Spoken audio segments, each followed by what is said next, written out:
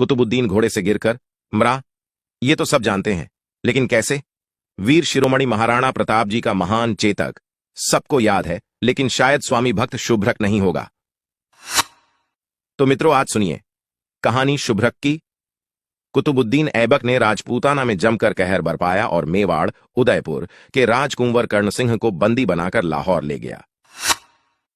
कुंवर का शुभ्रक नामक एक सवामी भक्त घोड़ा था जो कुतुबुद्दीन को पसंद आ गया और वो उसे भी साथ ले गया। एक दिन कैद से भागने के प्रयास में कुंवर को सजा-ए-मौत सुनाई गई और सजा देने के लिए जन्नत बाग में लाया गया। यह तय हुआ कि राजकुंवर का सिर काटकर उससे पोलो, उस समय उस खेल का नाम और खेलने का तरीका कुछ और ही था, खेला जाएगा। कुतुबुद्दीन खुद कुंवर के ही घोड़े शुभ्रक पर सवार होकर अपनी खिलाड़ी टोली के साथ जन्नत बाग में आया। शुभ्रक ने जैसे ही कैदी अवस्था में अपने राजकुंवर को देखा, उसकी आंखों से आंसू टपकने लगे।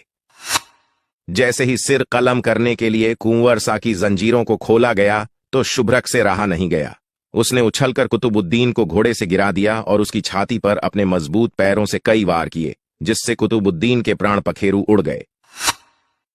इस्लामिक सैनिक अचंभित होकर देखते रह गए। मौके का फायदा उठाकर कुंवर सैनिकों से छूटे और शुभ्रक पर सवार हो गए। शुभ्रक ने हवा से बाजी लगा दी। अपने स्वामी के रक्षार्थ शुभ्रक मेवाड़ तक दौड़ा और महल के सामने आकर ही रुका।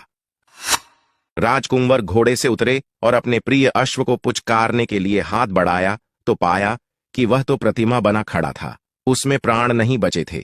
सिर पर हाथ रखते ही शुभ्रक का निष्प्राण शरीर लुढ़क गया।